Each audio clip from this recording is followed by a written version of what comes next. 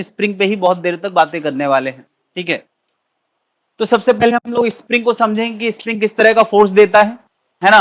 Spring का अपना construction बदलेगा तो स्प्रिंग के के पे क्या फर्क पड़ेगा। इसके अलावा उसका सीरीज कॉम्बिनेशन, पैरेलल कॉम्बिनेशन और स्प्रिंग से बना हुआ एक अरेंजमेंट जिससे हम वेट का मेजरमेंट कर सकते हैं, है ना। स्प्रिंग बैलेंस उसको बोलते हैं। ये सारी बातें हम लोगों को करना है। तो हम लोगों को यार जो बातें करना है, सबसे पहली बात तो है कि एक आइडियल स्प्रिंग के लिए करना है। आइडियल वो है जो प्रैक्टिकली एग्जिस्ट नहीं करती है। आइडियल हमारी इमेजिनेशन का हिस्सा है कि काश स्प्रिंग इतनी आसान होती जितनी हम पढ़ रहे हैं तो कितना बढ़िया रहता। ऐसा होता नहीं है, लेकिन हम लोगों के लिए अच्छी बात यह है कि हमें आइडियल स्प्रिंग ही पढ़ना है। बस मेरा आइडियल मतलब जैसे नहीं कहते आइडियल हमारे भगवान राम है या आइडियल हमारा कोई और है, अब्दुल कलाम है। तो इसका मतलब क्या कि आमतौर पे ऐसे लोग पाए नहीं जानते, बहुत रेयर घटना है ये। तो ये स्प्रिंग भी बहुत रेयर है कि इसका मास ही नहीं है। क्या ऐसी स्प्रिंग हो सकती है जिसका मास ना हो? अरे कुछ तो मास होगा, है ना। तुमने एक स्प्रिंग देखी है जिसका मास ना के बराबर होता है, कौन सी? अरे वो पेन की रिफिल में आगे लगी रहती, देखी कि नहीं? उसका मास ना के बराबर होता है। इसके अलावा इसमें और एक इम्प्रैक्टिकल एजम्पशन है कि स्प्रिंग को चाहे जितना खींचो खिंचती चली जाएगी और चाहे जितना कंप्रेस करो कंप्रेस होता चला जाएगा और उसकी इलास्टिक प्रॉपर्टी भी नहीं जाएगी। इलास्टिक प्रॉपर्टी मतलब खींच के छोड़ो वापस अपनी जगह पे, बिल्कुल उसमें परमानेंट डिफॉर्मेशन नहीं होगा, खींच के छोड़ो वापस। क्या ऐसी स्प्रिंग दुनिया में किसी ने नहीं देखी होगी? ये कुछ ज्यादा ही आइडियल हो गया। क्या स्प्रिंग के साथ तुमने बचपन में कोई खिलवाड़ किए हैं? स्पेशली पेन की स्प्रिंग, तुम उसको थोड़ा खींचते होगे तो वापस अपनी जगह आ जाती होगी। ज्यादा खींचते थे तब, ज्यादा खींचने का मतलब कि वो लिमिट पार हो गई, उसके बाद वो कहती तुम खींच ही लो यार। ऐसा मैसेज स्प्रिंग से निकलता है कि तुम खींच ही लो यार। अब फिर आराम से खींचती चली जाती है, फिर दोबारा वो स्प्रिंग कहलाने लायक नहीं रह जाती। ओके, वायर बन जाती है। यस, वायर थी, वायर बन जाती है। तो ऐसी आइडियल स्प्रिंग का हमें डिस्कशन करना है। यानी कुछ ना बोला जाए तो मासलेस और अनलिमिटेड स्ट्रेचिंग हो सकती है। मतलब मैथ्स में क्वेश्चन तो ऐसी बनेगी 10 मीटर स्प्रिंग को खींच दिया। यार 10 मीटर कैसे स्प्रिंग को खींच सकते हो यार? डेमो दिखाना चाहते हो? तो देखो यार, जब भी हम किसी स्प्रिंग के अंदर किसी तरह का बदलाव, स्पेशली लेंथ का बदलाव, और क्या बदलाव करेंगे? अच्छे मौसम में चुना है, आमतौर पे इसी मौसम में लोग करते हैं। ये मनीष सर से इंस्पायर्ड होके किया है क्या?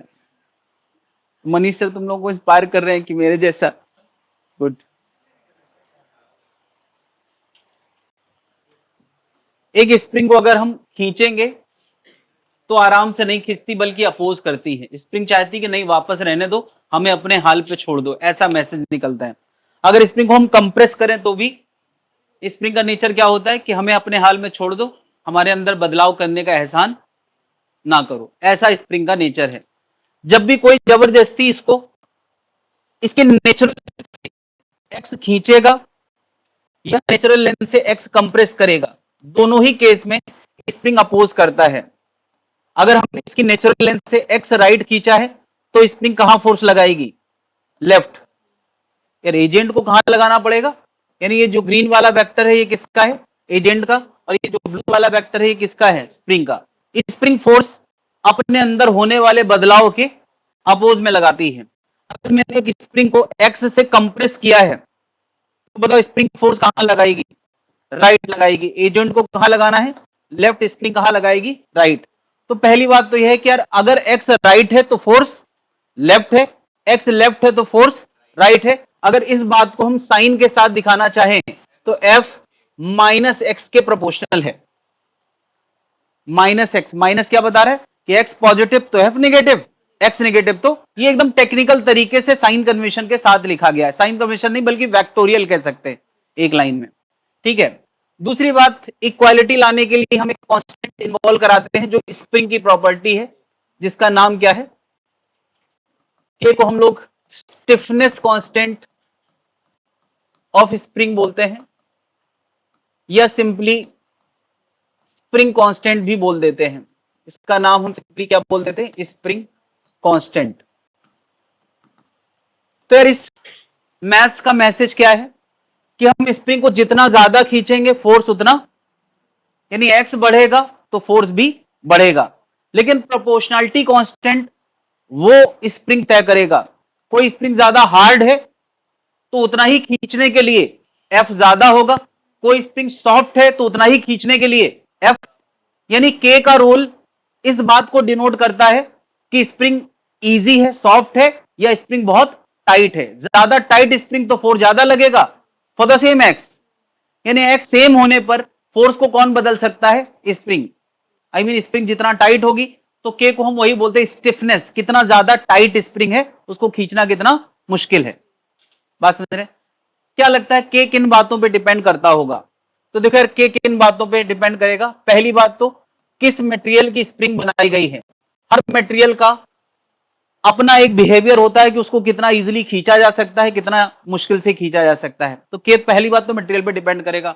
उसके अलावा एक ही साइज की स्प्रिंग बनाने के लिए हम पतले वायर यूज कर सकते हैं, मोटे वायर, यानी और क्या मैटर करेगा? थिकनेस ऑफ वायर, जिस स्प्रिंग को बनाया है उस पर डिपेंड करेगा, है ना। इसके अलावा नंबर ऑफ टर्न और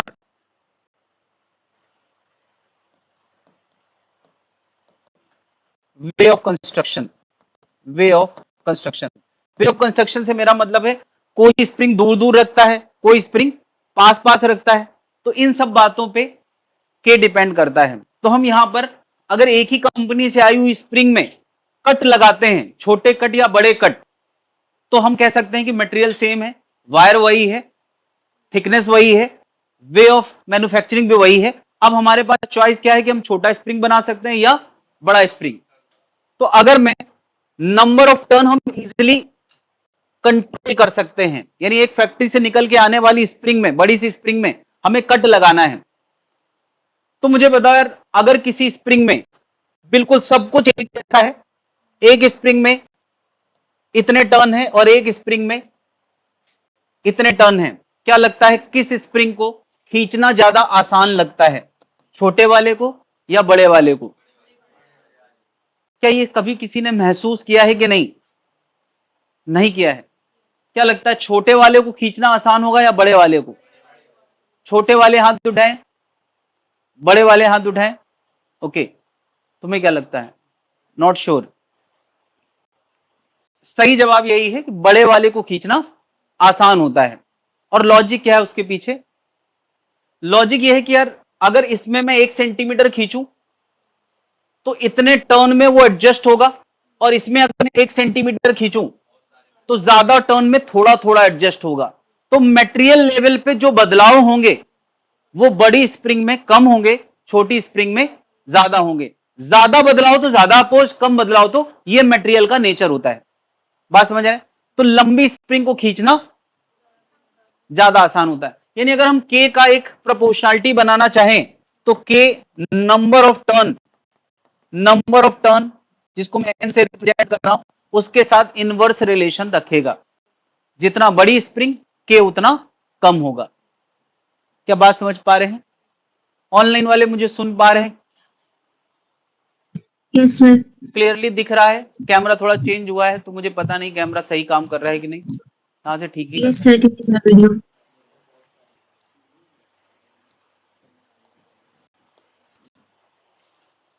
के का लेना देना नंबर ऑफ टर्न से है। अच्छा, अगर मैं कहूं ये लेंथ की मैन्युफैक्चर्ड स्प्रिंग है और ये 12 लेंथ की मैन्युफैक्चर्ड स्प्रिंग है, तो क्या ये सीधी सी बात है अगर लेंथ डबल होगी, सेम फैक्ट्री से बनने वाली स्प्रिंग की लेंथ डबल होगी तो नंबर ऑफ टर्न भी डबल हो जाएंगे? तो क्या के को नंबर ऑफ टर्न के इनवर्सली प्रोपोर्शनल बोलना इज डायरेक्टली, क्या ऐसे भी लिखा जा सकता है कि अगर एन नंबर ऑफ टर्न के इनवर्सली प्रोपोर्शनल है तो के लेंथ के भी इनवर्सली प्रोपोर्शनल होगा? क्या जनता समझ पा रही है? यानी अगर हमें दो लेंथ पे कंपैरिजन करना हो तो हम सिंपली N2 बाई N1 लिख सकते हैं या L2 बाई L1 लिख सकते हैं। ये के का फॉर्मूला है, के लेंथ के साथ इनवर्सली प्रोपोर्शनल है। बात क्लियर है?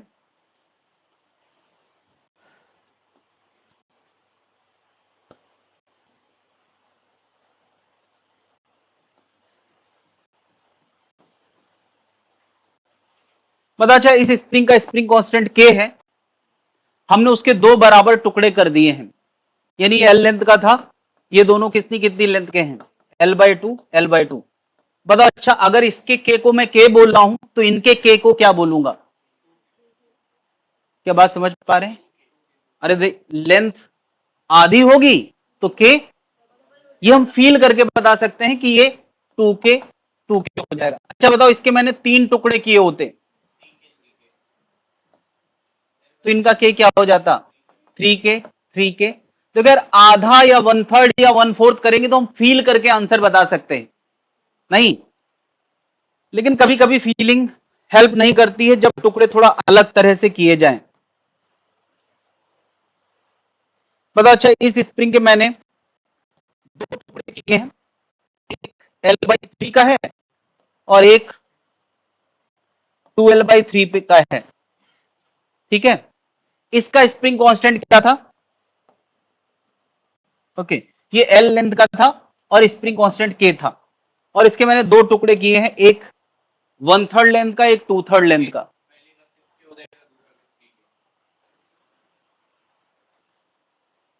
ये L लेंथ का था, मैंने ये L/3 किया है, ये 2L/3 किया है, तो इसका K कितना, इसका K कितना, ओके। नहीं सोच पा रहे हैं तो हमारे पास ये फॉर्मूला है, इसको यूज करके आंसर निकाल सकते हैं, या तो फील कर लो। देखो हर लेवल पे फील करना पॉसिबल नहीं होता, तो मैथ्स काम आती है। 1/3 1/4 किया तो बड़े आराम से, इसका तो मैं बता सकता हूं कितना, 3K हो जाएगा। इसका बताएं,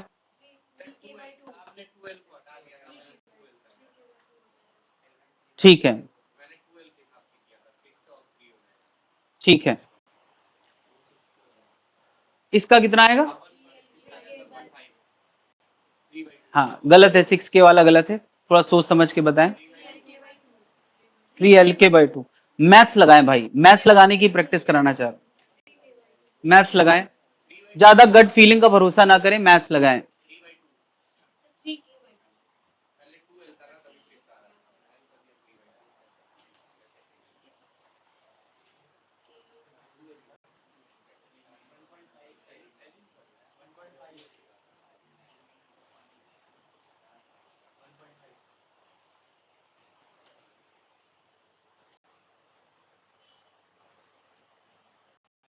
देखो इसका K है और इसका मैं K2 बोल दूं, K के करस्पॉन्डिंग लेंथ कितनी है, L, और नीचे लिखा जाएगा K के करस्पॉन्डिंग लेंथ L है और इसके करस्पॉन्डिंग लेंथ कितना है, 2L/3, जिसका K निकालना है। तो ये इनवर्स में लिखे जाना चाहिए, L से L कटेगा, K/K2 इक्वल टू आएगा 2/3। तो यहां से बताएं K2 का आंसर कितना आ गया, 3K/2। कितने लोग आ गया,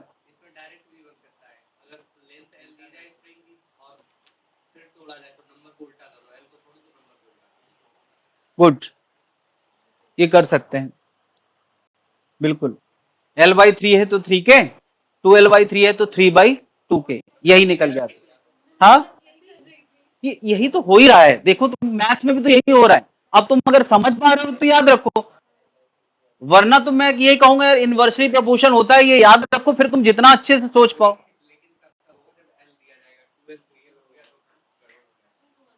ठीक है, तो भैया ये जो बेसिक चीज है वो याद रखो, उसके बाद तुम जैसा पैटर्न बनाना चाहो बना लो।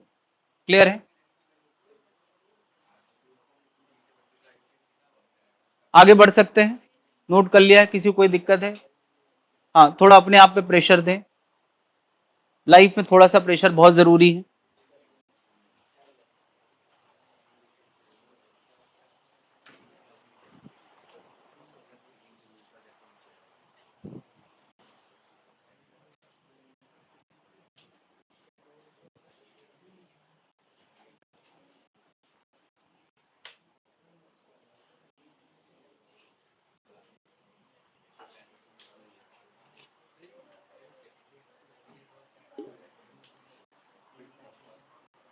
लिख लिया,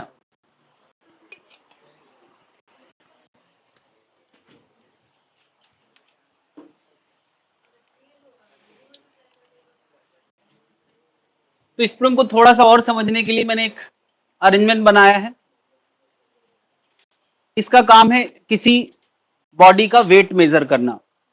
तुमने घर पे देखा होगा जब सिलेंडर वाला आता है और हमें डाउट हो कि तुम्हारा सिलेंडर सही नहीं है, तो वो फट से एक स्प्रिंग बैलेंस निकालता है और उसमें स्प्रिंग को ऐसे टांगेगा, उसको सिलेंडर को दिखाएगा, देखिए जितना लिखा है उतना ही है कि नहीं, तो उतना तो होगा ही, अंदर पानी भर देते हैं वो लोग, है ना।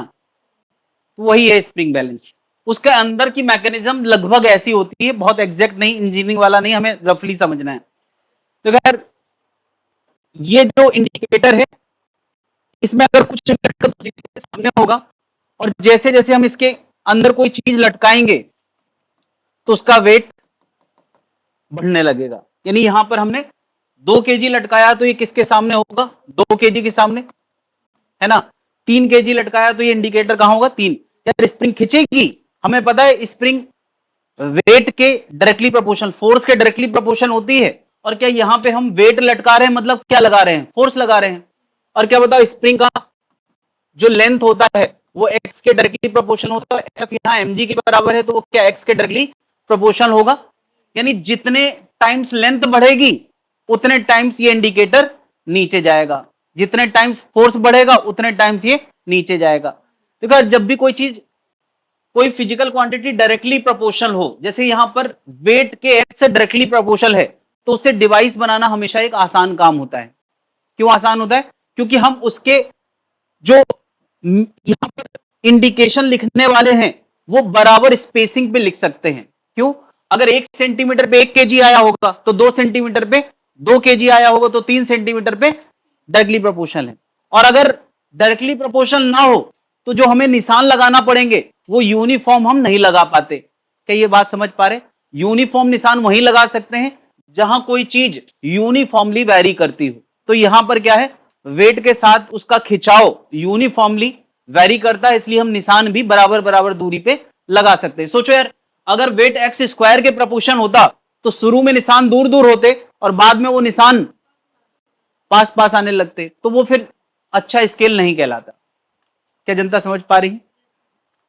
खैर, तो ये हमारे डिवाइस का अरेंजमेंट है। डिवाइस के अंदर ये होता है। अभी आगे से मैं डिवाइस को ऐसे दिखाने के बजाय अगर मैं ऐसा बॉक्स बना के दिखा दूं तो तुम समझ जाना कि अंदर क्या चल रहा है, और यहां पे ऐसे दिखा दूं, ठीक है। मुझे बताओ, अगर मैं यहां पर 20 न्यूटन का फोर्स लगाऊं तो ये स्प्रिंग बैलेंस क्या दिखाएगा। तो खैर स्प्रिंग बैलेंस पर क्या लिखा जाना है ये हम पे डिपेंड करता है। हम चाहे तो इसको न्यूटन में लिख सकते हैं, चाहे तो हम केजी पे लिख सकते हैं। अभी बताओ, मैंने 2 केजी लटकाया था तो यहां कितना टेंशन क्रिएट हुआ होगा। 1 मिनट, मास अलग चीज होती है और फोर्स अलग चीज होती है। 2 केजी कितना वेट लगाता है, 20 न्यूटन। यानी इस जगह पर जो टेंशन क्रिएट हुआ होगा वो कितना क्रिएट होगा, 20 न्यूटन। 2 केजी को संभालने के लिए 20 न्यूटन। और जब 20 न्यूटन लटका था तब ये कितना दिखा रहा था, 2 केजी। हम चाहते तो 2 केजी के बगल में यहां 20 न्यूटन भी लिख सकते थे, मगर ये किस हिसाब से डिजाइन किया गया है कि जब 20 न्यूटन लगे तो 2 केजी दिखाए, 30 न्यूटन लगे तो 3 केजी दिखाए। अब मैं तुमसे पूछ रहा हूं, मैं 20 न्यूटन लगा रहा हूं, अब क्या ये स्प्रिंग बैलेंस की आंखें तो है नहीं कि दिखता है इसको, तो इसको नहीं पता कि मैं फोर्स लगा रहा हूं या वेट लटका है, क्या दिखाएगा ये। अरे ये कितना रीडिंग दिखाएगा मैं पूछ रहा हूं, ये इसका इंडिकेटर कितना दिखाएगा, 2 केजी दिखाएगा।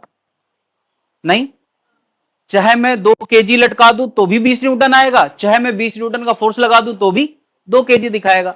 मैं अगर 40 केजी 40 न्यूटन का फोर्स लगा दूं तो कितना दिखाएगा, हाँ 4 केजी। क्या इस बात पे किसी को कोई आपत्ति है तो बताए। ऐसे ही स्प्रिंग बैलेंस बनाया गया है। कोई दिक्कत है भाई लोग, इतनी बात पे किसी को कोई आपत्ति है। अच्छा मुझे बताएं, इस समय इस जगह पर कितना टेंशन है, 20 न्यूटन। ऑब्वियसली यार 20 न्यूटन का टेंशन होगा। इस जगह पर कितना टेंशन होगा, अगर मैं इस पूरे को सिस्टम मानूं तो 20 न्यूटन राइट है और इसमें बैलेंस अपनी जगह रुका है, तो 20 न्यूटन कहां होगा, लेफ्ट होगा। नहीं, अच्छा 1 मिनट, 2 केजी यहां लटका है, क्या ये 20 न्यूटन नीचे लग रहा होगा, इस जगह पे कितना टेंशन होगा? 20 न्यूटन।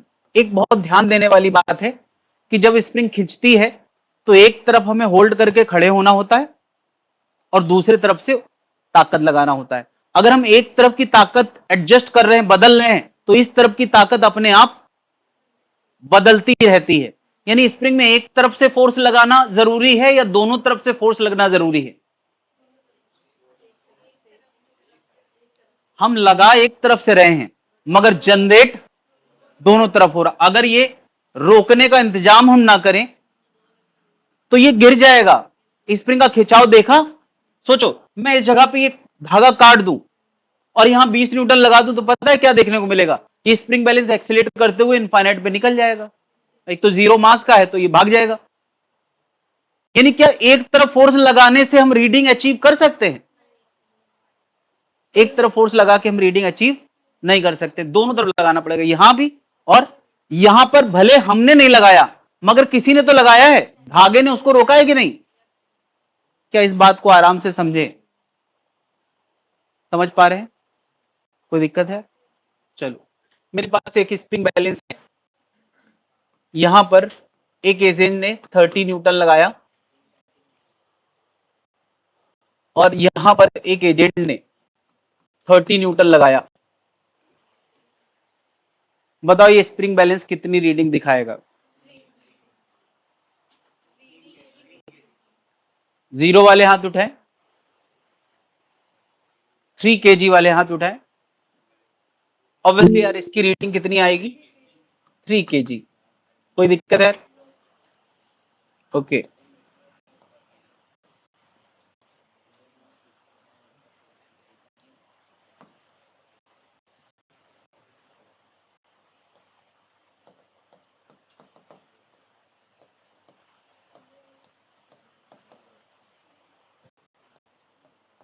बता ये कितना रीडिंग दिखाएगा?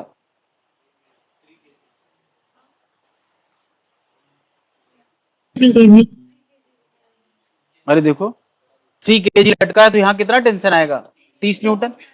यहाँ 30 तो यहाँ भी 30 आएगा, है ना? Away from the body. Spring balance रुका हुआ है तो यहाँ भी कितना आएगा? 30 न्यूटन। तो ये कितना दिखाएगा? 3 kg या 30 न्यूटन, दोनों कह सकते हैं, जैसा हमने लिखा होगा।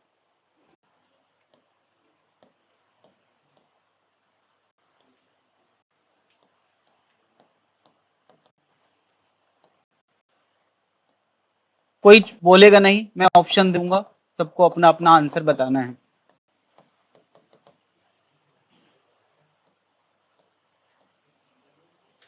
ऑप्शन ए है 6 kg, ऑप्शन बी है 0 kg, ऑप्शन सी है 3 kg, ऑप्शन डी है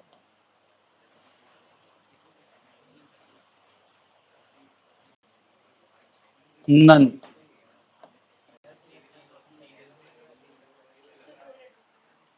सोच लें आराम से।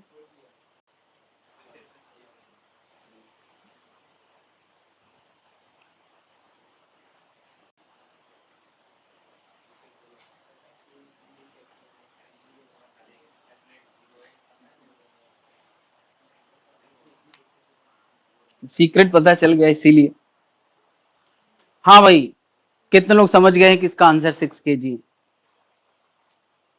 अच्छा, जब जब मैं ये कहता हूं तब तब ये कुछ आंसर होता नहीं, तो तुम लोग ये भी समझ गए हो कि मैं कैसे पूछता हूँ। 6 kg वाले हाथ उठाएं, 0 वाले हाथ उठाएं,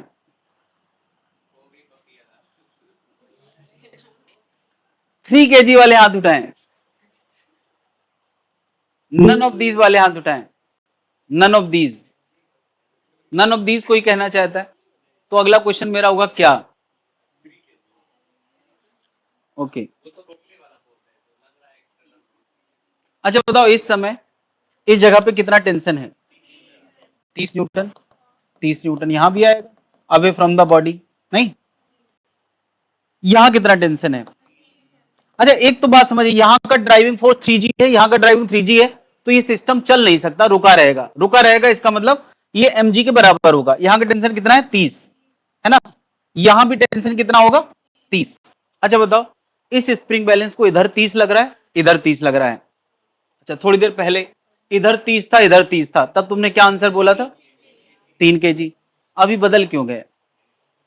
अभी 6 kg क्यों बोल सकते हो? जीरो कैसे बोल सकते हो? क्या ये स्प्रिंग खींच नहीं रहा होगा जबकि दोनों तरफ से फोर्स लग रहा है? क्या स्प्रिंग खींचेगा नहीं? दोनों तरफ से फोर्स लग रहा है, तो जीरो कैसे बोल सकते हो यार? समस्या ये है कि यार तुम्हारी आंखें हैं और स्प्रिंग बैलेंस की आंखें नहीं है। और तुम्हें जब दिखाई देता, बहुत सारे लोग तो पिछले साल तक 6 kg बोलते थे, पता नहीं आज कोई 6 kg नहीं बोला है।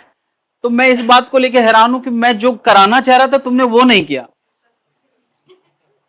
तुमने कुछ अलग ही कर दिया है। 6 kg, अब मैंने लगता है पहला ऑप्शन दे दिया, ऊपर से मैंने जिस तरह से पूछा है लोग समझ गए थे कि पहला ये तो नहीं है। जीरो कैसे हो सकता है यार? स्प्रिंग कब खिंचती है? जब दोनों तरफ से फोर्स लगता है। तो दोनों तरफ से फोर्स यहां भी है, और दोनों तरफ से कितना कितना है? 30-30। तो तुम इसको ऐसे सोच सकते हो, एक तरफ से रोक के 30 न्यूटन लगाओ तो क्या रीडिंग देता है? 3 kg। तो यहां क्या दिखाएगा? 3 kg। सर वहां 3-3 2 हो गए तो 6 kg नहीं होना चाहिए। नहीं होगा भाई, एक रोकने के लिए लगा है और दूसरा खींचने के लिए लगा है, ऐसे तुम्हें सोचना पड़ेगा। क्योंकि दोनों तरफ फोर्स ना हो तो स्प्रिंग चल देगी इनफाइनाइट एक्सेलेरेशन से। क्या जनता समझ पा रही है? अगर अनबैलेंस फोर्स हो जाए तो स्प्रिंग चल देगी।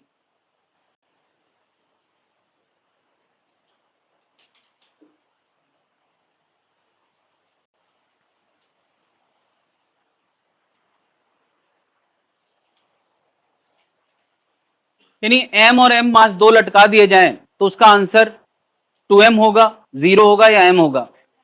m होगा। बस ये ध्यान रखना, ये क्वेश्चन बहुत सरप्राइज करने के लिए दिया जाता है। कोई दिक्कत है भाई लोग?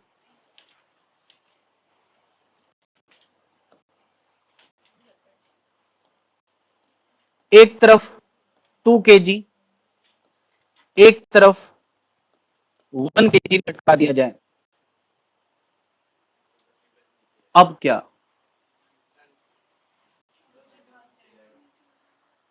ओके, पहली बात तो यह है कि यहां ड्राइविंग फोर्स 2g है और यहां ड्राइविंग फोर्स 1g है, तो ये सिस्टम रुका नहीं रह सकता। यानी ये किसी एक्सेलेरेशन से नीचे जाएगा तो ये उसी एक्सेलेरेशन से आगे जाएगा, तो ये उसी एक्सेलेरेशन से ऊपर जाएगा। अच्छा, ये एक्सेलेरेशन निकालना और यहां के टेंशन निकालना हमने सीखा है नहीं? अच्छा, ये धागा अलग अलग है तो किसी के दिमाग में आ सकता है कि सर दोनों के टेंशन अलग अलग होंगे। देखो जरा, मैं थोड़ी देर के लिए इसका नाम T1 ले लेता हूं, इसका नाम T2 ले लेता हूं। तो T1 आगे T2 पीछे, क्या स्प्रिंग बैलेंस में ये T1 आगे और T2 पीछे होगा? और एक्सीलरेशन कहां आएगा? आगे। इक्वेशन बनाएंगे T1 minus T2 equal to ma, और मास क्या है स्प्रिंग बैलेंस का? 0। जब जीरो मास पे कोई फोर्सेस लगे आगे पीछे या ऊपर नीचे, तो वो फर्स्ट लॉ जैसा आंसर आता है। फर्स्ट लॉ मतलब कि जब ये 0 हो गया तो T1 T2 क्या आ जाएगा? बराबर आ जाएगा। ये कब होता है? एक बार पुली में हो चुका है, जिन लोगों ने कंस्ट्रेंट पढ़ा है, याद है? टी डैश ऊपर 2t नीचे, तो टी डैश किसके बराबर होता था? 2t, क्योंकि पुली का मास नहीं होता था। ये भी मासलेस है तो आगे वाला पीछे वाला अब बराबर हो जाएगा, तो इसका नाम भी टी रखो और इसका नाम भी क्या रखो? टी रखो। और अब ये डिस्कशन कुछ तुम्हें याद दिला रहा है कि हम लोगों ने ऐसा एक क्वेश्चन किया था जिसमें एक m1 था, एक m2 था, इसका धागे का टेंशन क्या था? t। एक equation mg minus T equal to ma, t minus m2g equal to m2 है, और उनको सॉल्व करके हमने a का और t का आंसर निकाला था। किसी को याद है? हाँ, t का आंसर आता था 2 अपॉन m1 प्लस m2। अगर किसी को ये डिस्कशन याद है तो मैं सीधे ही बात करने वाला हूं। क्या यहां भी 2g minus T equal to 2a की इक्वेशन बनेगी? यहां बनाने की जरूरत रह नहीं गई। t minus 1g equal to 1a एक इक्वेशन बनेगी, और उनको सॉल्व करके जो आंसर आएगा मैं यहां लिख रहा हूं, वो आएगा 2 इंटू 1 इंटू 2 इंटू 10 अपॉन 3। ये लगभग कितना आ रहा है? 40/3। ये कुछ आ रहा है 13.33 लगभग आ रहा है, 13.33 न्यूटन। न्यूटन 13.33 न्यूटन आ रहा है। मुझे बताओ ये टेंशन और ये टेंशन, सोचो ये टेंशन 20 न्यूटन हो जाए तो ये क्या दिखाएगा? अरे देखो, दोनों तरफ जो फोर्स होता है वही तो रीडिंग में दिखाता है। अगर ये 20 और 20 हो जाए तो क्या दिखाएगा? 2 kg। अगर ये 30 और 30 हो जाए तो क्या दिखाएगा? 3 kg। अगर ये 13 दिखा रहा है तो कितना आएगा? 1.3 kg। करेक्ट, इसका रीडिंग आएगा 1 kg। क्या जनता समझ पा रही है? टेंशन का जो आंसर है उसमें जी हटा के जो आंसर आएगा वही है, बल्कि तुम्हें जी लिखना ही नहीं चाहिए था यहां पे, ये जी हटाते थे तो जो आंसर आएगा वो मास का आंसर आएगा, 1.33 kg आएगा। क्या जनता समझ पा रही? ये एकदम एक्सट्रीम मामला है, जब वर्स्ट केस क्वेश्चन होगा तो ये होगा, वरना तो लोग इसी में झूल रहे हैं, इसकी नौबत नहीं आएगी।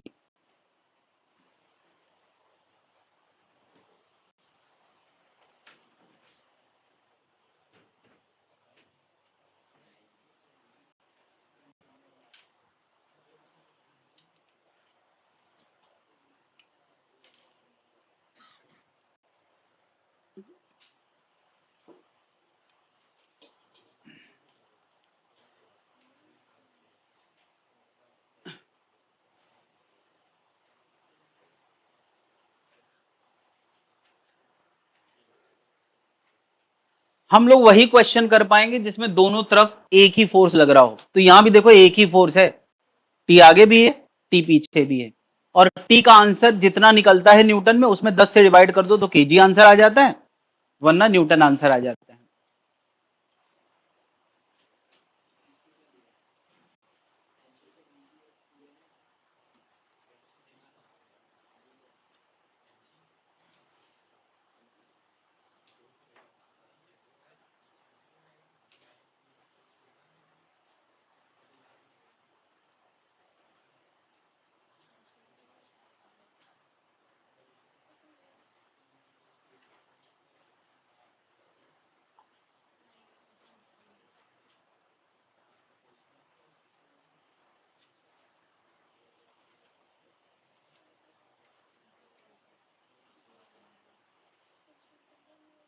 नोट कर लिया भाई लोग?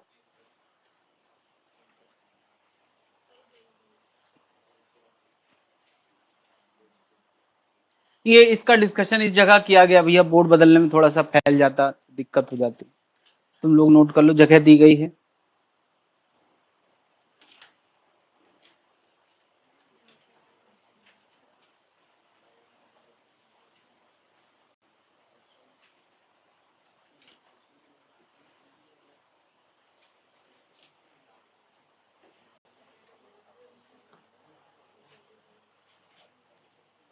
करा कि नहीं?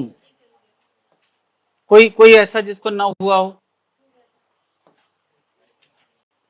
क्योंकि इसके बाद बचेगा नहीं।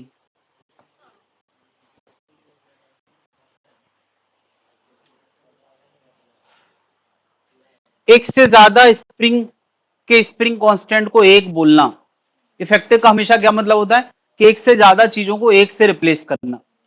यानी यहां दो स्प्रिंग है और इस तरह से रखे गए हैं कि अगर कोई इनको खींचेगा तो दोनों स्प्रिंग बराबर खींचेंगी। इस तरह से रखे गए हैं कि अगर कोई इस सिस्टम को खींचेगा तो पहली वाली स्प्रिंग ये भी एक्स खींचेगी और दूसरी वाली स्प्रिंग ये भी एक्स खींचेगी। या हम चाहे तो इनका कंप्रेशन भी कर सकते हैं, हम चाहे तो खींचने की बजाय हम दोनों स्प्रिंग को कंप्रेस भी कर सकते हैं। अगर हम दोनों स्प्रिंग को एक साथ कंप्रेस करेंगे तो भी क्या जितना इसका कंप्रेशन होगा उतना ही इसका कंप्रेशन होगा। बात क्लियर है? मुझे बताओ, चाहे खींच के रखना हो चाहे प्रेस करना हो, दोनों ही केस में स्प्रिंग अपोज करती है ना? अब हमें करना क्या है, हम दो स्प्रिंग की जगह एक स्प्रिंग इमेजिन करना चाहते हैं। एक एक स्प्रिंग कितने के की लें जो एजेंट को वही महसूस कराए जो ये दोनों मिलके करा रहे हैं। इफेक्टिव का हमेशा क्या मतलब होता है कि इन दो की जगह हम अगर एक स्प्रिंग लेना चाहें तो कितने के की लें जो एजेंट को वही महसूस कराए जो ये दो मिलके करा रहे हैं। बात समझ रहे?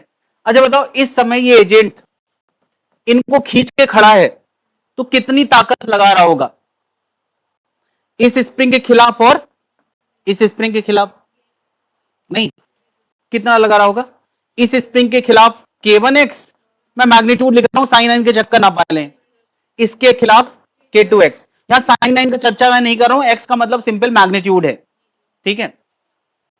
अगर एक आदमी है और वो इन दोनों स्प्रिंग को खींच रहा है, इन दोनों स्प्रिंग को खींच रहा है, तो K1x K2x लगा रहा है। एक अकेला होता, एक स्प्रिंग होता तो कितने ताकत लगाता, K इफेक्टिव इंटू एक्स। अब मैं क्या कह रहा हूं, ये दोनों एजेंट को जितना महसूस करा रहे हैं ये अकेला भी उतना ही महसूस करा रहा है, तो इसका फोर्स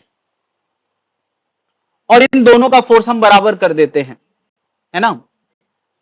तो क्या बता यार, एफ इफेक्टिव क्या है, F1 प्लस F2, यानी कितना K1x प्लस K2x बराबर क्या, K effective into x. X x cut जाएगा तो K इफेक्टिव कितना आ जाएगा, K1 प्लस K2। क्या बात समझ पा रहे हैं। इसको मैं एक और से पूछता हूं, वो सोचा इस आदमी को दिखाई नहीं देता, अंधा है, काला चश्मा लगा देते और इससे पूछा जाए कि बताओ, इसको बिल्कुल इसको इसको दिखाई नहीं देता, इसको पता नहीं है कि दो स्प्रिंग है, इससे पूछा जाए कि बताओ यहां पर जो स्प्रिंग लगी उसका K कितना है, तो इसके मन में क्या चलेगा कि वो एक को खींच रहा है और कहेगा मैंने जितना अभी अभी इसको खींचा है मुझे वो पता है।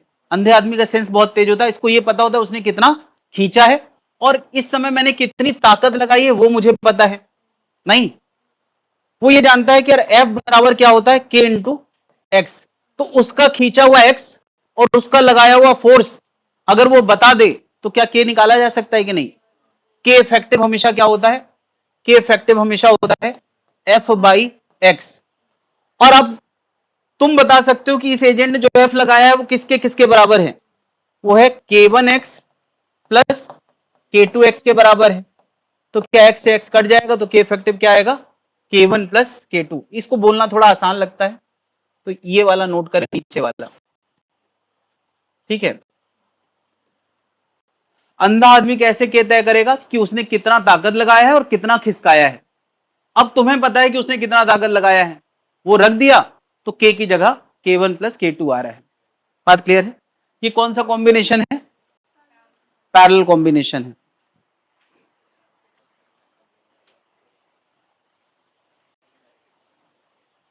अच्छा बताओ ये कौन सा कॉम्बिनेशन है। अक्सर हमारे दिमाग में ये बैठा हुआ है कि पैरेलल पढ़ा दिया है तो अब सीरीज आएगा, या सीरीज पढ़ा दिया है तो अब पैरेलल आएगा। जरा हम इसको अंधे आदमी से बात करके पूछते हैं। तो खैर इस अरेंजमेंट में अगर कोई आदमी इस ब्लॉक को थोड़ा सा खिसका के यहां खड़ा होता है ऐसे, तो इस प्रोसेस में ये वाली स्प्रिंग खींचेगी और ये वाली स्प्रिंग कंप्रेस्ड होगी। अंधा आदमी हमेशा क्या बोलता है कि K इफेक्टिव होगा F बाई एक्स, जितना F उसने लगाया है डिवाइड बाई जितना उसने खिसकाया है। सोचो यार इसने अभी X खिसकाया है तो इस समय ये कितना फोर्स झेल रहा है, कितना फोर्स झेल रहा है। क्या बता, इस स्प्रिंग को प्रेस किया है तो ये स्प्रिंग उसको पीछे फोर्स दे रही होगी K2x, और इस स्प्रिंग को खींच के लंबा किया है तो ये क्या दे रही होगी K1x। क्या बताओ अभी भी ये एजेंट जो फोर्स लगा रहा होगा वो इन दोनों स्प्रिंग के अगेंस्ट लगा रहा होगा और उसका मैग्नीट्यूड क्या होगा K1x प्लस K2x। तो इसका भी K इफेक्टिव कितना आने वाला है, इसका भी K effective K1 plus K2 आने वाला है। यानी ये भी कौन सा कॉम्बिनेशन है, पैरेलल। बस इतना अंतर है कि यहां दोनों खिंच रही थी इसलिए अपोज चल रहा था, यहां एक खिंच रही है और दूसरी कंप्रेस हो रही है, तो अपोज तो अब भी होगा दोनों तरफ से। क्या जनता समझ पा रही, ये भी पैरेलल है और वो भी पैरेलल है। देखने में थोड़ा सा फर्क जरूर लग रहा होगा लेकिन तुम इस सेंस से बोलो कि अगर हम खींच रहे हैं तो दोनों एक ही जैसा बिहेवियर तो शो कर रहे हैं। यहां भी दोनों का अपोज है और यहां भी दोनों का अपोज है। क्या जनता समझ पा रही, अभी सीरीज नहीं आया है, कोई दिक्कत है भाई, नोट करते जाएं, इसमें नोट करने कुछ नहीं, बस ये समझना है कि दोनों ही अपोज कर रहे हैं।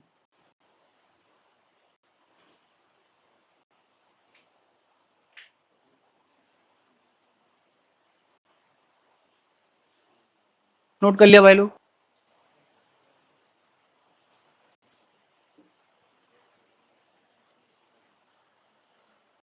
ओके, देखो यार, स्प्रिंग को आपस में कनेक्ट किया गया है और स्प्रिंग को आपस में कनेक्ट करने के बाद जो उसका फ्री एंड है उसको किसी एजेंट ने खींचा है। अभी सोचो यार, ये अंधा आदमी, मेरे पास ब्लैक का ऑप्शन है, मैं ब्लैक चश्मा पहनाता हूं, अंधे आदमी अक्सर ब्लैक चश्मा पहनते हैं। मैंने अंधाधुन देखी, उसमें ब्लैक चश्मा पहनता है आयुष्मान खुराना। हाँ भाई, तो जब ये एजेंट इस सिस्टम को खींचेगा तो क्या दोनों स्प्रिंग में से जो ढीली ढाली स्प्रिंग होगी वो ज्यादा खींचेगी और जो टाइट स्प्रिंग होगी वो, यानी इस बार दोनों स्प्रिंग के पास अपनी आजादी है कि कौन कितना खींचना चाहता है, वो अपने आप को एडजस्ट करेगा। मान लो कि ये वाली पहली स्प्रिंग यहां से शिफ्ट होके यहां चली गई, मतलब x1 खींची है। दूसरी स्प्रिंग को मैं यहां दिखा नहीं पाऊंगा, मान लो कि ये x2 खींची है। तो ये अंधा आदमी अपनी जगह से कितना आगे बढ़ चुका होगा? देखा, अगर ये x1 खींचा है और ये x2 खींचा है तो उन सबका असर कहां नजर आएगा? उसके किनारे पे। उसका किनारा अपनी जगह से कितना खिसक चुका होगा? यहां से यहां तक x1 प्लस x2। तो पिछले वाले और इस वाले में अंतर क्या है? पिछली बार दोनों की स्ट्रेचिंग या कंप्रेशन क्या होता था? सेम। ये बात नोट करके लिख लें, कंप्रेशन और स्ट्रेचिंग इज सेम, वही पैरेलल है। कंप्रेशन और स्ट्रेचिंग इज सेम, वही पैरेलल है। पीछे लिख लें, कंप्रेशन और स्ट्रेचिंग सेम होगा किसमें? पैरेलल में। लेकिन यहां पर ये अपनी मर्जी से कितना खिंचाव करेगी, ये अपनी मर्जी से कितना खिंचाओगी, वो अलग अलग होगा, है ना। दोनों के पास जो इसमें से टाइट स्प्रिंग होगी वो ज्यादा कम खींचेगी और जो ढीली ढाली स्प्रिंग होगी जिसका के कम होगा वो ज्यादा खींचेगी। क्या ये बात समझ पा रहे हैं? अच्छा, एक और बात, अल्टीमेटली जब ये स्प्रिंग खिंच चुकी है और आदमी इसको होल्ड करके खड़ा है तो क्या ये स्प्रिंग रुकी होगी या मोशन में होगी? एजेंट ने हाथ से पकड़ के खींचना शुरू किया और अभी पकड़ के खड़ा है, तो सब कुछ रुका हुआ है। और रुका हुआ है इसका मतलब सब में लगने वाले बाहर की दुनिया से जो फोर्स हैं वो कैंसिल हो रहे हैं। मैं इसकी बात करूं तो इधर एजेंट ने लगाया है फोर्स और इधर स्प्रिंग ने लगाया होगा। किसने लगाया होगा? फर्स्ट स्प्रिंग ने। नहीं, फर्स्ट स्प्रिंग ने फोर्स लगाया होगा। किस पर? स्प्रिंग पर। कितना कितना? तो मैं लिख सकता हूं K1 X1। नहीं, यानी ये F12 और ये F एजेंट, ये किसका फोर्स है? इस वाली स्प्रिंग पर, इस वाली स्प्रिंग पर बाहर की दुनिया से क्या लगा है? नहीं। अच्छा, क्या ये स्प्रिंग रुकी है ना? तो क्या मैं कह सकता हूं एजेंट का फोर्स और ये जो F1 ने लगाया है 2 पर, वो दोनों क्या होंगे? बराबर होंगे। कौन से लॉ से? फर्स्ट लॉ से। कोई चीज। अब एक और बात, इस स्प्रिंग में क्या बताओ, जब इसको इसने लगाया है तो एक्शन का रिएक्शन, क्या सेकेंड स्प्रिंग फर्स्ट स्प्रिंग पे एक फोर्स लगाएगी? F21 नहीं लगाएगी। जॉइंट पर जितना एक्शन हुआ है उतना रिएक्शन होगा और ये फोर्स पता है किसके बराबर होगा? ये होगा K2 X2 के बराबर। नहीं होगा? अरे K2 X2 क्यों? क्योंकि इस स्प्रिंग का खिंचाव कितना हुआ है? X2, तो वो K2 X2 फोर्स लगाएगी। चलो, इस स्प्रिंग का खिंचाव कितना हुआ है? K1 X1, तो इधर कितना फोर्स लगा है? K1 X1। अच्छा बताओ, इधर K1 X1 लगा है तो दीवार पर भी K1 X1 नहीं लगा होगा? क्या स्प्रिंग जब खिंचाव में आती है तो एक तरफ फोर्स लगाती है या दोनों तरफ लगाती है? दोनों तरफ लगाती है। क्या जनता समझ पा रही? एजेंट का फोर्स और 1 ने जो 2 पर लगाया है वो फोर्स और जो 2 ने 1 पर लगाया है वो फोर्स, सब बराबर होंगे कि नहीं? बस यही मेन बात है। अगर ऐसा है तो ये सीरीज कॉम्बिनेशन, अगर ऐसा है तो सीरीज कॉम्बिनेशन है। कैसा है कि सब पर जो फोर्सेस आए हैं, या उनको कुछ लोग टेंशन भी बोल देते हैं, इस स्प्रिंग का खिंचाव टेंशन, इस स्प्रिंग का दोनों तरफ से टेंशन, इस स्प्रिंग पे दोनों तरफ का टेंशन, वो क्या है? सेम है। जनता समझ पा रही? ओके, ये स्प्रिंग ने लगाया है, ये दीवार ने लगाया होगा। इस स्प्रिंग की अगर मैं बात करूं तो 2 ने जो राइट लगाया है और दीवार ने जो लेफ्ट लगाया है वो दोनों बराबर होंगे, तो ये भी रुका है, वो भी रुका है, रुका है। क्या इतनी बात सबको समझ में आ रही? खैर, ये आयुष्मान खुराना है अपना अंधा आदमी। इससे पूछा जाए कि बताओ यहां 2 स्प्रिंग नहीं है, इसको किसी ने बताया नहीं कि 2 स्प्रिंग है, एक स्प्रिंग है, तुमने जो पकड़ रखा है वो एक स्प्रिंग है, उसका के कितना होगा? तो वो क्या बोलेगा? वो कहेगा देखो F बराबर KX होता है, तो के होगा जितना फोर्स मैंने लगाया है डिवाइड बाई जितना एक्स मैंने खींचा है। क्या इस बात पे किसी को ऐतराज है? अच्छा, कितना एक्स इसने खींचा है उसका नाम मैंने ऐसे दे दिया है, x1 प्लस x2 इसने खींचा है। अब यार देखो यार, यहां पर x और f दोनों ही डायनेमिक टर्म है। डायनेमिक टर्म समझते हो कि अगर x बदलेगा तो f बदलेगा। जब भी हम इफेक्टिव लाते हैं तो कभी डायनेमिक टर्म में नहीं लिखते हैं, किन में लिखते हैं? फिक्स पैरामीटर में। अब स्प्रिंग का k लिख रहे हैं इफेक्टिव में, तो k1 k2 में लिखेंगे। तो हमें कुछ ऐसा करना होता है जिससे कि डायनेमिक टर्म कट जाए। क्या अभी भी तो हमने पिछले वाले क्वेश्चन में भी तो यही किया था, देखो जरा, k बराबर f बाई एक्स था, एजेंट ने कहा था अंधे आदमी ने, वो कह रहा था कि जैसे जैसे मेरा f बदलेगा, जैसे जैसे x बदलेगा वैसे वैसे, तो ये डायनेमिक टर्म थे। क्या हम f लिख पाए तो डायनेमिक टर्म खत्म हो गए, फिक्स टर्म आ गए। यार ये भाव पैदा करो, क्योंकि कई जगह इफेक्टिव वाला चीज आने वाला है फिजिक्स में, और ये पहली बार आया है, इसलिए इफेक्टिव का भाव मन में आना चाहिए पहले तो, कि इफेक्टिव चीज क्या होती है। इफेक्टिव का मतलब है तो जो वही असर करे एक अकेला जो एक से ज्यादा कर रहे हैं। तो एक से ज्यादा स्प्रिंग यहां लगी हुई है, अंधे आदमी को क्या समझ में आ रहा है? एक लगी है, तो वो क्या कहेगा? के कितना होगा? एफ बाई एक्स, एफ जो उसने लगाया है, एक्स जो उसने खींचा है। क्या जनता समझ पा रही? ये के इफेक्ट। अब हम किसी तरह से एफ और एक्स एक दूसरे से कैंसिल करना चाहते हैं, कैसे करें जरा? क्या मैं x को x1 प्लस x2 लिख सकता हूं? अब यहां से देखो जरा, ये था k1 x1, ये था k2 x2, और एजेंट का फोर्स था f। तो मैं x1 को क्या लिख सकता हूं? f बाई k1, इनको इनको इक्वेट करके, और इनको इनको इक्वेट करके मैं x2 को क्या लिख सकता हूं? f बाई x1 की जगह लिख रहा हूं f बाई k1, और यहां क्या आएगा? f by k2। देखो यार, डायनेमिक टर्म हम काटना चाह रहे थे, कट गया कि नहीं? एफ एफ कैंसिल हो गया, तो के इफेक्टिव का आंसर आया है 1 whole upon 1 by k1 1 by k2, जो कि बहुत देखने में गंदा लग रहा है।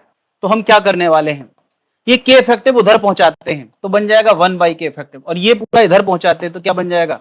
1 by k1 plus 1 by.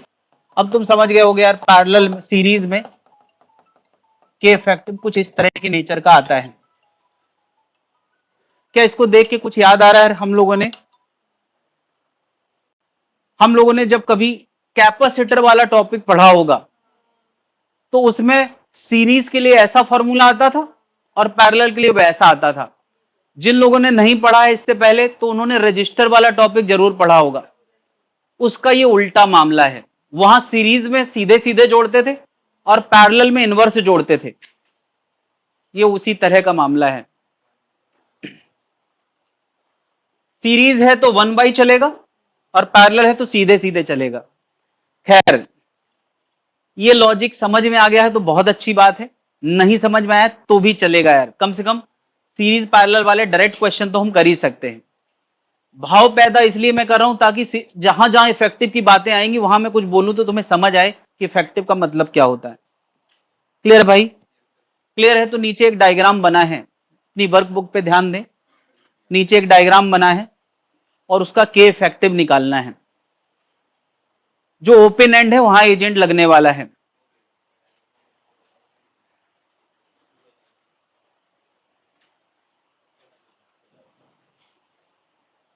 Note कर लिया भाई लोग?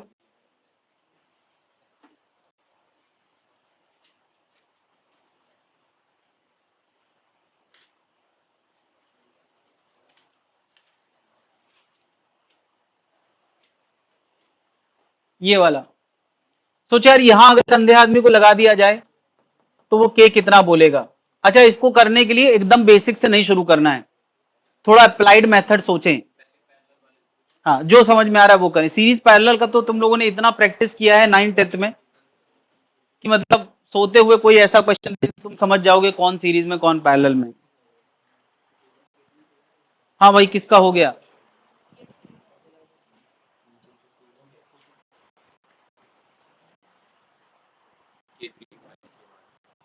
ठीक,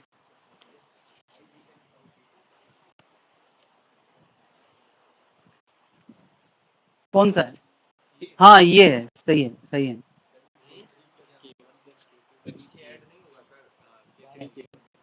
क्या ये एलसीएम सही से नहीं लिए क्या? एलसीएम नहीं लिया यार सही से। बस की फिर तुमने ये किसका आंसर है? के इफेक्टिव का कि 1/k इफेक्टिव? मैंने क्या पूछा है? ये ऑप्शन होगा एक, तुम्हारे एग्जाम में यही ऑप्शन होगा जो तुम दे रहे हो मुझे। हाँ सही है, लेकिन ये 1/k इफेक्टिव का आंसर है। के इफेक्टिव का पहले एलसीएम लो, फिर पलट के लिखो, वो के इफेक्टिव का आंसर होगा। हाँ भाई, ऑनलाइन वाले व्हाट्सअप कर सकते हैं मुझे आंसर, मैं वेरीफाई कर सकता हूं अगर किया है तो। अलीना किया है? Yes sir. भेजे जरा। कहाँ है? हाँ सही है। एक मिनट, एक मिनट मिनट, ये बताओ, पहले इनको रिड्यूस किया, ये बीच में ब्लॉक मत लगाओ क्योंकि इसके कोई मास की चर्चा नहीं है, बस स्प्रिंग स्प्रिंग कनेक्टेड है। एक एक चीज मैं क्लियर कर देना चाहता हूं, ये बस इसलिए लगा है कि दोनों बराबर खींचें, इसका अपना कोई मास नहीं है, बस इसको ज्वाइंट के तौर पे यूज करें। यहां ब्लॉक ना दिखाएं वरना तुम्हें पैरेलल का धोखा हो जाएगा। क्या एजेंट बीच में लगा है या किनारे लगा है?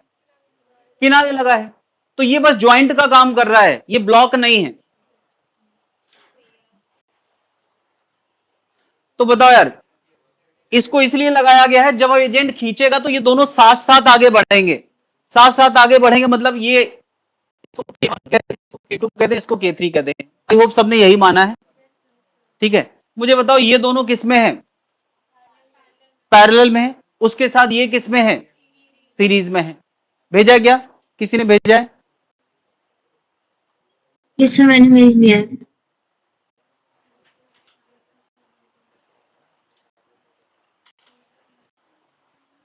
ठीक। हाँ भाई, पैरेलल रिड्यूस करके अगर मुझे एक दिखाना हो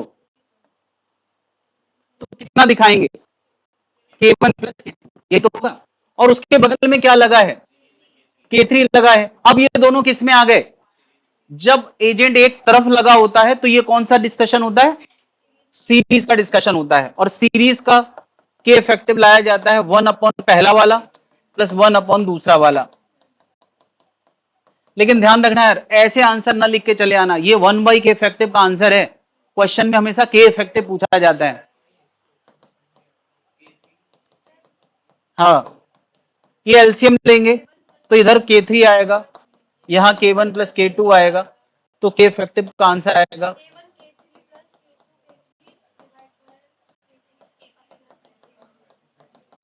ठीक, यही आएगा। कितने लोग आ गए यार? कोई दिक्कत है किसी को?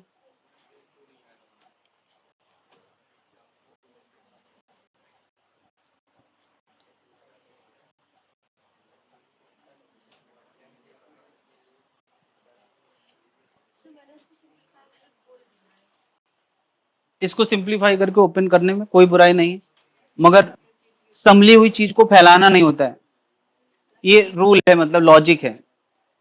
जैसे ये फैला हुआ है तो तुम्हारा मन नहीं कर रहा केतली बाहर ले लें उसके बाद? हाँ, तो ऐसा क्यों करना है? ऐसा आमतौर पे कोई करता ही नहीं है। हमेशा जितना छोटा फॉर्म हो वो लिखा जाता है, कि कुछ अनसेट डिफॉल्ट है जो किसी किताब में नहीं लिखे, बट हमें करते करते समझ में आता है कि राइटर कैसे देता है आंसर। अब हाँ बोले, कुछ कहना था? हाँ हाँ, मेरा कैमरा बदला है आज, ये देखो पहले से बेटर लग रहा है। कैमरा कैमरा इधर है। अच्छा, कैमरा देख रहे हो तुम लोग? कैमरे की क्वालिटी देखो यार, मैं क्वालिटी दिखा रहा हूँ, तुम लोग कैमरा देख रहे हो। सही है ना ये कैमरा? जेब ढीली हो गया यार, बहुत खर्चा हो गया। अपनी बिल्डिंग में एक आया है, वो कैमरा और पैनल ये सब बेचता है। जब से वो आया है तब से मनीष और मैं दोनों लोग उसके ग्राहक बन गए। हाँ,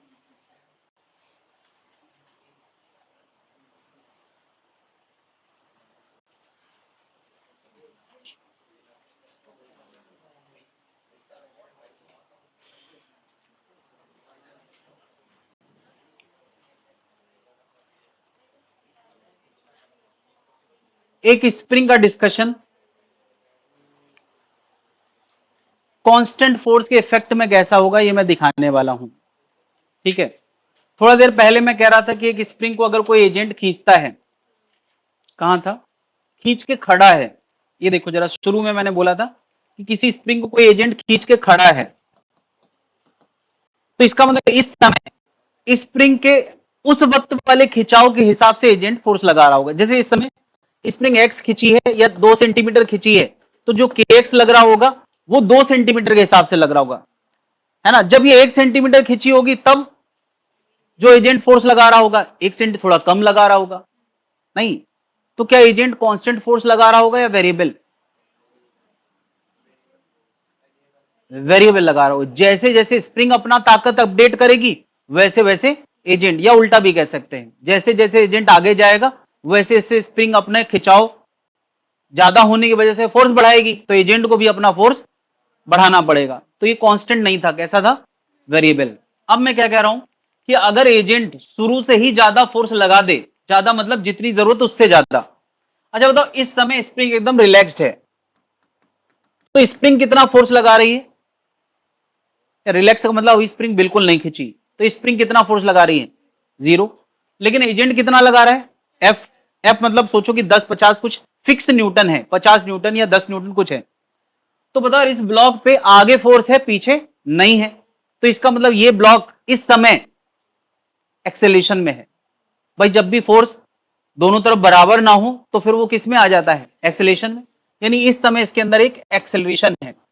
जब भी मैं कहता हूं एक्सेलेरेशन तो तुम मन में भाव क्या लाते हो कि ये इस समय एक प्रोसेस में है जो स्पीड को बढ़ा रहा है। एक्सेलेरेशन इज अ प्रोसेस जो स्पीड को बढ़ा रहा है। बढ़ा रहा है मतलब यहीं से स्पीड बढ़ना शुरू हो जाएगी। शुरू में रेस्ट पे होगा, लेकिन अभी इसकी स्पीड यहीं से बढ़ना शुरू हो जाएगी और यहां आते आते उसकी अच्छी खासी स्पीड हो चुकी होगी।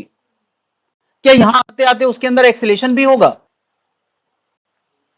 एक मिनट, एजेंट का फोर्स एफ है, क्या इस समय स्प्रिंग भी थोड़ा सा फोर्स लगाना शुरू कर दी होगी? लेकिन अभी मैं उम्मीद करता हूं कि एजेंट के फोर्स के मुकाबले स्प्रिंग का फोर्स अभी अभी थोड़ा सा डेवलप भले हुआ है, लेकिन अभी भी कौन ज्यादा है, एजेंट। तो अभी भी एक्सेलेरेशन कम होगा, और एक्सेलेरेशन इस बात का इंडिकेटर है कि v में बदलाव चल रहा है, यानी v बदल चुका है और अभी बदलाव और जारी है। बढ़ने वाला या घटने वाला?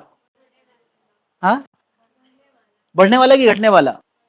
जब मैं कह रहा हूं एजेंट का फोर्स स्प्रिंग के फोर्स से ज्यादा है,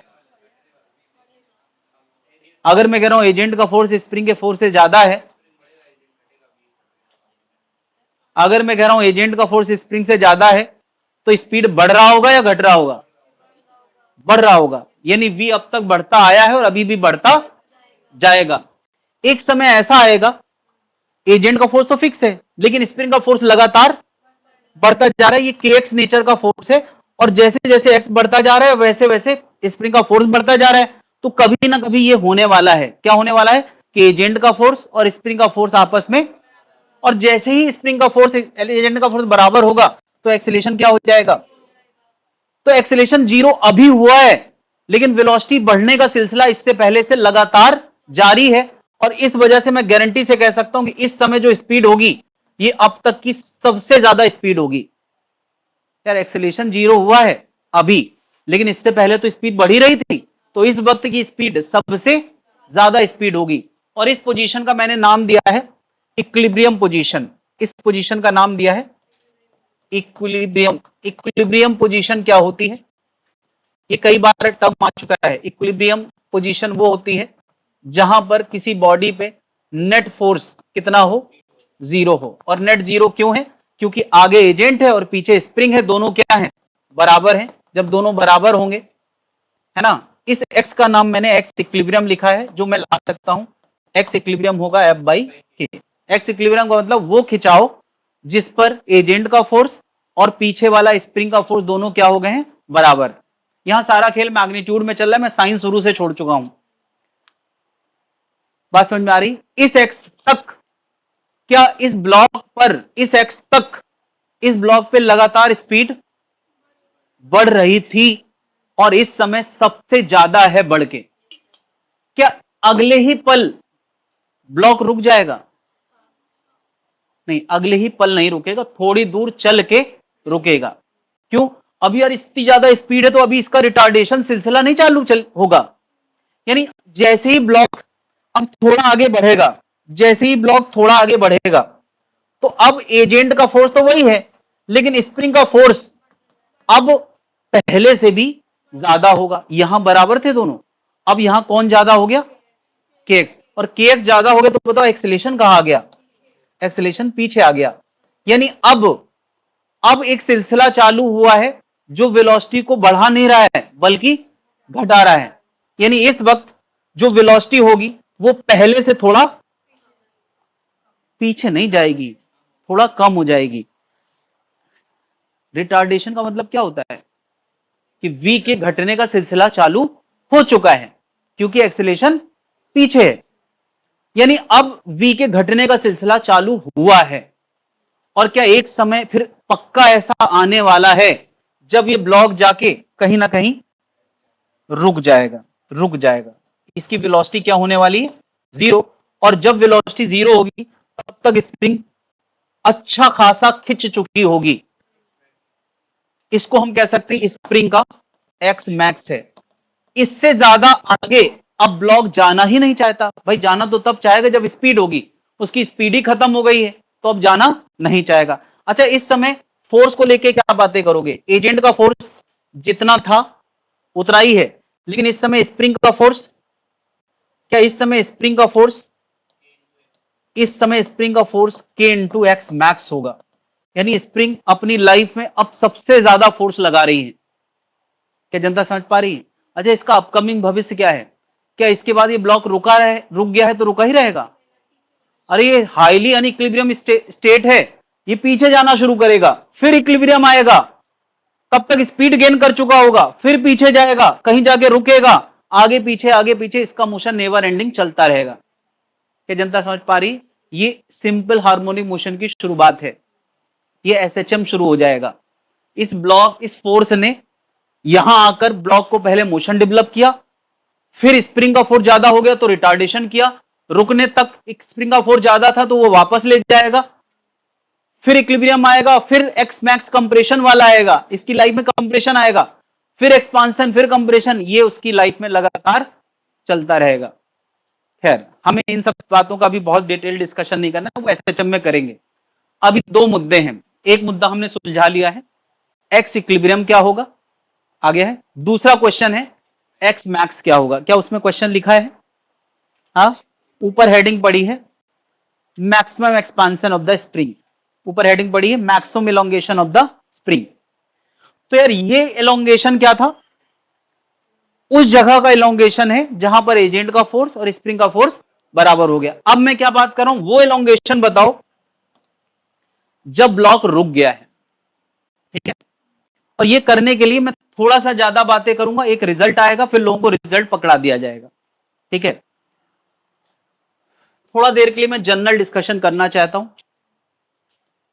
है ना। इन जनरल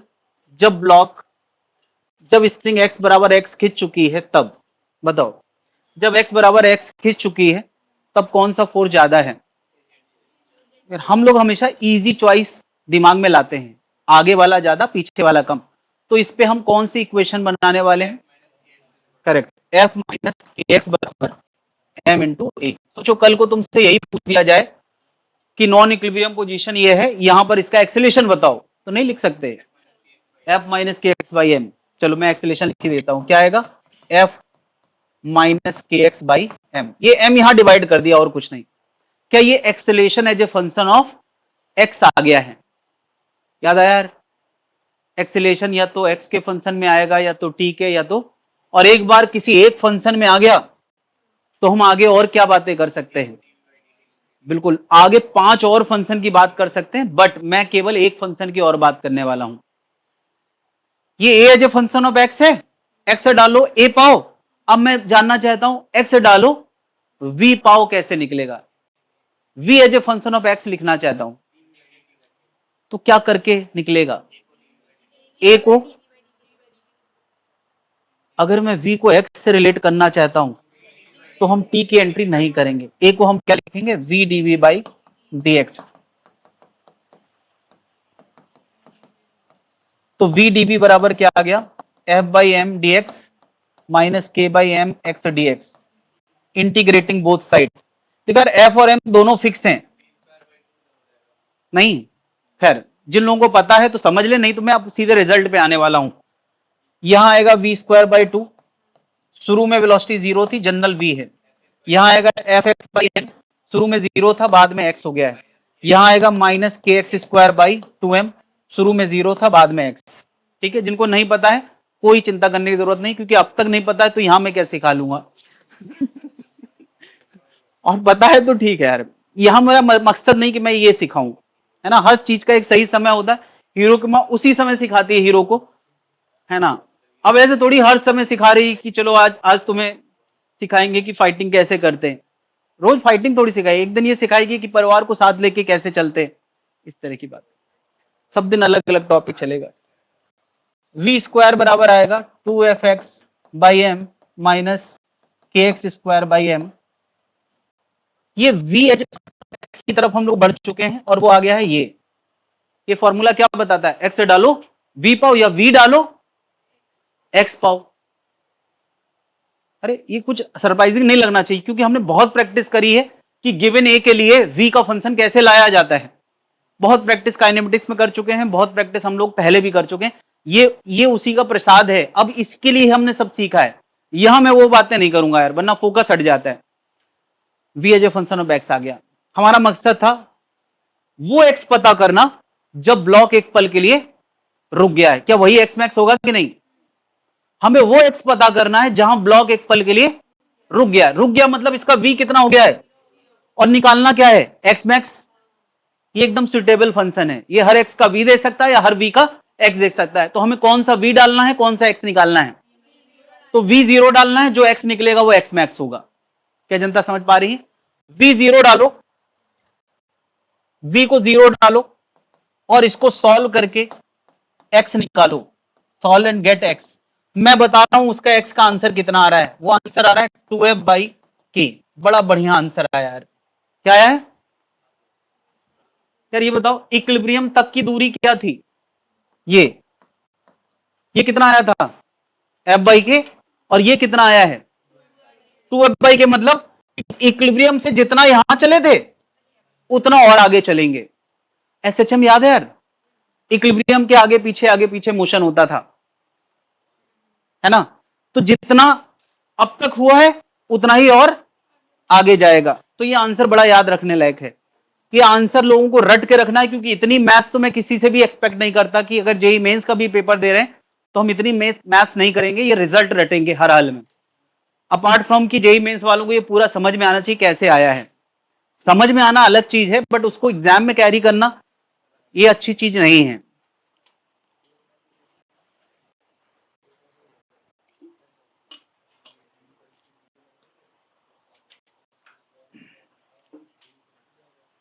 होपफुली आज की क्लास के बाद से जो रिकॉर्डिंग्स हैं वो एकदम रीसेंट वाली हुआ करेंगी। अभी तक मैं रिकॉर्डिंग पिछले साल वाली या पिछले से पिछले साल वाली शेयर कर रहा था।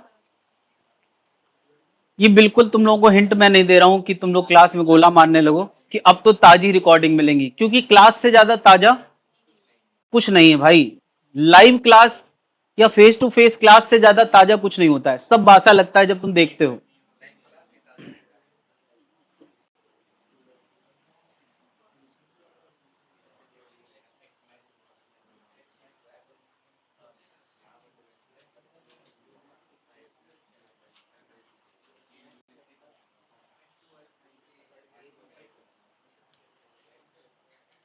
हाँ भाई,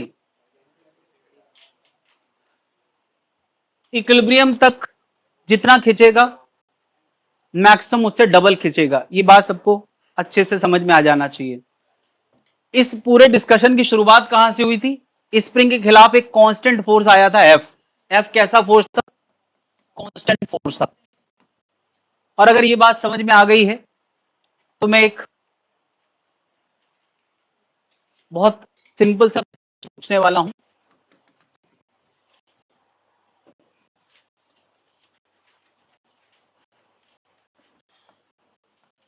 एम मास का ब्लॉक है, इसको भी रोक के एजेंट खड़ा है। अंदर के हालात क्या है? एजेंट ना होता तो बताओ। इसको नीचे कितना फोर्स लग रहा है? mg। और ऊपर अभी कोई फोर्स, अभी स्प्रिंग कैसी है? रिलैक्स्ड है। चलो इमेजिन करो कि एजेंट अचानक से हाथ हटा ले। अचानक से हाथ हटा ले तो इस ब्लॉक का क्या भविष्य है? जैसे ही हाथ हटाएगा तो नीचे एक कांस्टेंट फोर्स होगा और ऊपर एक वेरिएबल फोर्स होगा। क्या ये कहानी कुछ जानी पहचानी से नहीं लग रही यार? अरे ये पिछली ही कहानी है। आगे एक एफ लगा था, पीछे एक वेरिएबल फोर्स लगा था। अब यहां क्या है?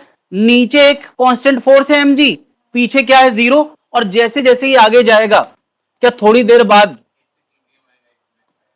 बाद ये थोड़ा सा खिंचेगा तो स्प्रिंग के एक्स का फोर्स लगाएगी, नीचे क्या लगेगा? mg। इसकी इक्वेशन बनेगी mg माइनस के एक्स बराबर क्या? ma। तो ये बराबर क्या आएगा? mg minus k x by m। नहीं तो क्या इससे हम v का फंक्शन बनाएंगे, v जीरो डालेंगे। कोई पूछे बताओ इसके x मैक्स का आंसर क्या आएगा? इसके x मैक्स का आंसर कितना आएगा? अरे पिछली बार क्या बताया? 2f/k ना। तो यहां f की जगह क्या है? तो इसका आंसर आएगा 2mg/k। अच्छा इसका इक्विलिब्रियम आंसर वो आंसर है जब स्प्रिंग का फोर्स ऊपर और नीचे ग्रेविटी का फोर्स क्या बराबर हो जाता है ना। तो एक्स इक्विलिब्रियम कितना आएगा? एक्स इक्विलिब्रियम आएगा mg/k। तो देखो यार ऐसा है ना भाई कि तुम एक्स इक्विलिब्रियम निकालो, उसका डबल कर दो। क्या ये कहानी और पिछली कहानी लोग मैच करा पा रहे हैं कि नहीं? क्योंकि ये अलग से करने लायक चीज तो नहीं है, सब कुछ वही है कि नहीं है, तो इसके आउटकम्स भी वही होंगे। पहले ये इक्विलिब्रियम में आएगा तब इसकी वेलोसिटी सबसे ज्यादा होगी, फिर इसकी लाइफ में वेलोसिटी जीरो वाला समय भी आएगा। और जब वेलोसिटी जीरो होगा तब ये सबसे ज्यादा खिंचा होगा कितना? X max. ये उसका आंसर है। क्या जनता समझ पा रही है? देखो यार फिजिक्स में अगर हम चीजों का पैटर्न नहीं समझेंगे तो फिजिक्स वाइड और बहुत वाइड नजर आएगी। पैटर्न समझेंगे तो थोड़ा तो राहत मिलेगी। क्लियर है भाई लोग? दिया है कुछ इसमें?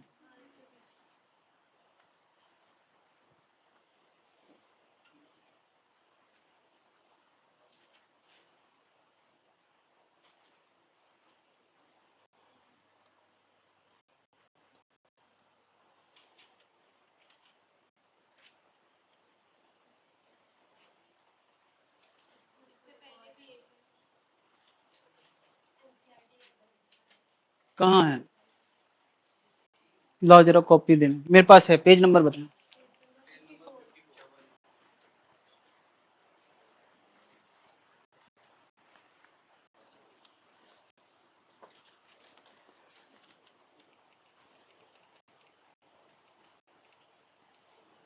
क्वेश्चन है a spring with one end attach to a mass and other end rigid support.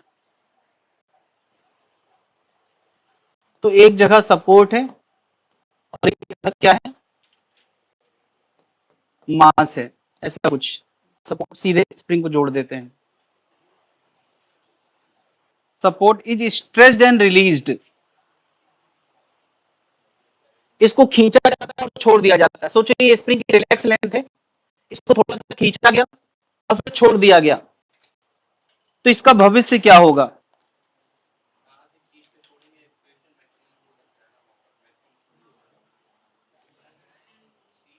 क्या बताओ? इसको खींचा गया और फिर छोड़ दिया गया, इसका भविष्य क्या होगा बताओ? अच्छा जैसे ही छोड़ेंगे तो एजेंट तो चला गया, एजेंट चला गया, केवल एक फोर्स है। कौन सा?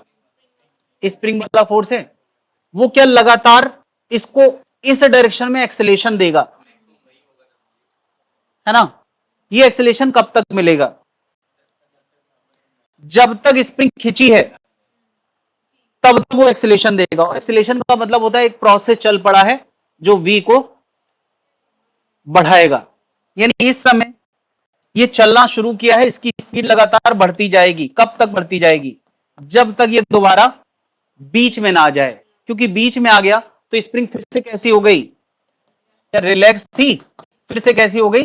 रिलैक्स हो गई। क्या रिलैक्स स्प्रिंग अब कोई फोर्स लगा रही होगी?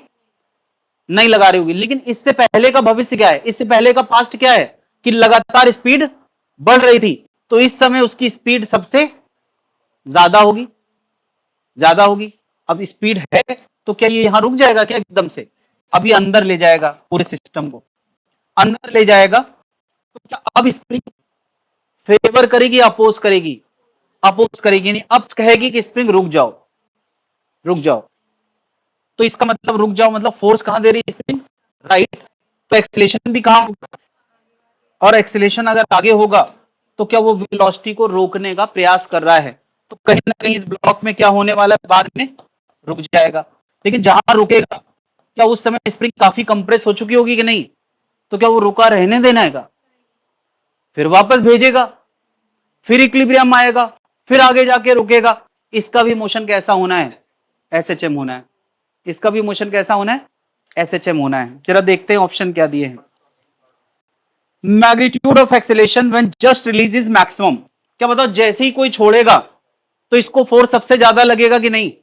अरे इससे ज्यादा खिंचाव थोड़ी इसकी लाइफ में आ रहा है, तो मैक्सिमम एक्सेलेरेशन है, सही लिखा है दूसरा ऑप्शन।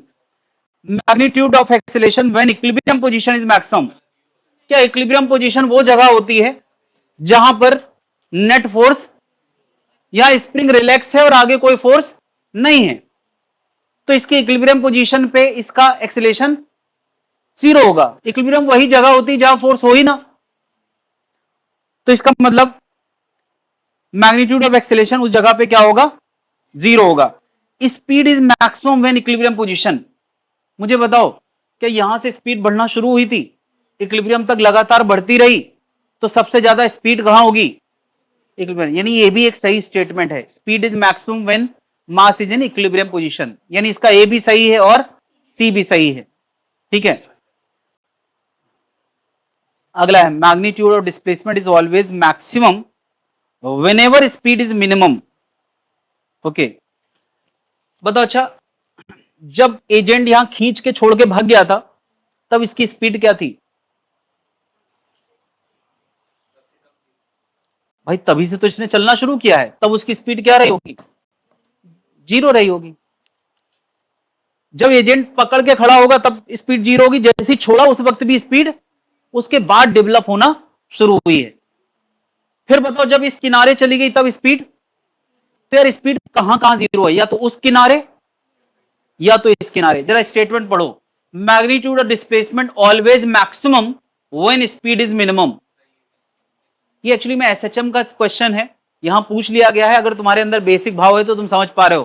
क्या इस समय खिंचाव सबसे ज्यादा है तो स्पीड जीरो है, इस समय कंप्रेशन सबसे ज्यादा है तो स्पीड जीरो है। क्या ये जब अपने एक्सट्रीम्स में है, वहीं पर एक्सट्रीम्स पे है, वहीं पर स्पीड उसकी जीरो है, यानी वो अपने मैक्सिमम डिस्प्लेसमेंट पे है, राइट साइड या लेफ्ट साइड, तभी उसकी स्पीड क्या है? जीरो है। Magnitude of displacement always maximum. Magnitude of displacement मतलब यहां भी अपने मीन से राइट में है और यहां भी अपने मीन से always maximum when ever is speed zero. इसमें थोड़ा एक क्लैरिटी और देना चाहिए कि डिस्प्लेसमेंट इन्होंने कहां से कैलकुलेट किया है। मैग्नीट्यूड डिस्प्लेसमेंट ऑलवेज मैक्सिमम, इसमें थोड़ा सा करेक्शन है, magnitude of displacement from mean, from mean, from mean is always maximum when speed is minimum. ये डिस्प्लेसमेंट फ्रॉम द मीन होता है। कहां इनकरेक्ट लिखा है? ठीक है, तुम करेक्ट लिख लो यार, यहाँ पे कोई क्वेश्चन कराना नहीं, कॉन्सेप्ट क्लियर कराना मकसद है। देखो हम यार जीरो फोर्स लगा के भी एक बार डिस्टर्ब करके छोड़ दें तो भी एसएचएम करा सकते हैं, या कांस्टेंट फोर्स लगा के भी एसएचएम करा सकते हैं।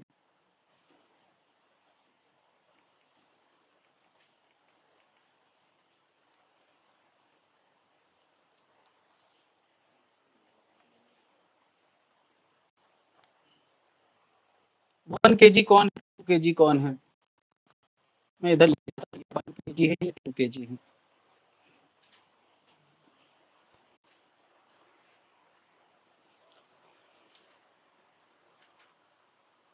इसका स्प्रिंग कांस्टेंट के बोल देता हूं। ये 3 क्वेश्चन है, 3 क्वेश्चन है। थोड़ा थोड़ा दिमाग लगाना शुरू करें, थोड़ा थोड़ा मैं मदद करूंगा। ये भी क्वेश्चन एकदम अलग टाइप का है थोड़ा सा, लेकिन मैंने देखा यार टेस्ट सीरीज का ये फेवरेट क्वेश्चन है, तो हम बिना बात किए तो नहीं रह सकते।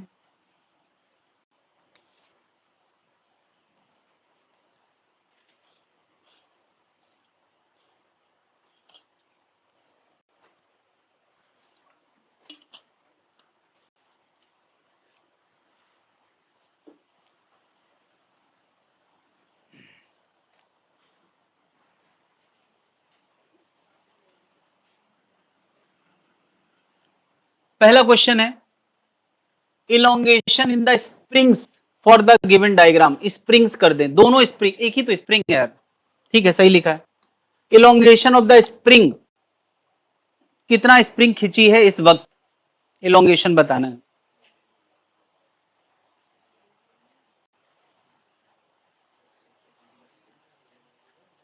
कोई दिखाना चाहे दिखा सकता है। गिवन डेटा ये है 2 kg, 1 kg और स्प्रिंग का स्प्रिंग कांस्टेंट कहीं दिया है क्या? स्प्रिंग कांस्टेंट मैं दे दूं, स्प्रिंग कांस्टेंट में 100 न्यूटन पर मीटर दे देता हूं, थोड़ा इजी रहेगा आंसर बताना।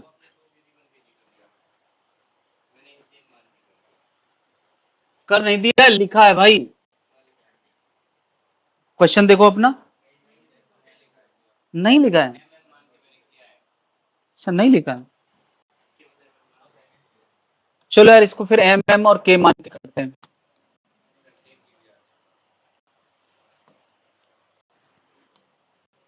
एम एम और के अलजेब्रिक हो जाएगा, कोई दिक्कत नहीं। तुमने यार अगर 2 kg 1 kg लिख लिया कोई बात नहीं, वो ऐसे ही दिखा दो तुम, ये मत करो। कितना गंदा हो गया मेरा, ये मत करो, ऐसे दिखा दो, जिसका ऐसे जैसे हो गया वैसे दिखा दो। सर मैंने आपको सॉल्यूशन व्हाट्सएप किया है।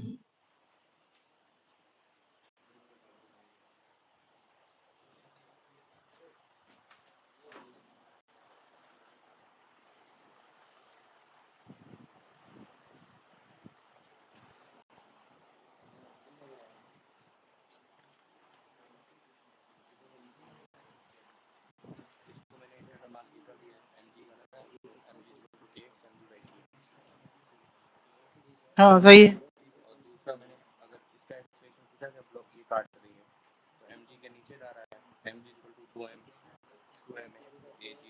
किसको काटा है, इसको काटा है।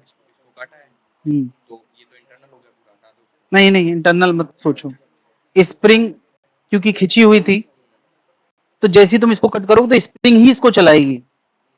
ये स्प्रिंग खींच सकती है, कट सकती है। हाँ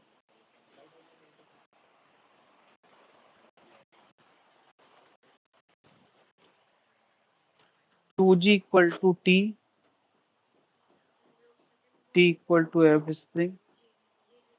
हाँ ठीक है, पहला क्वेश्चन सही है लीना।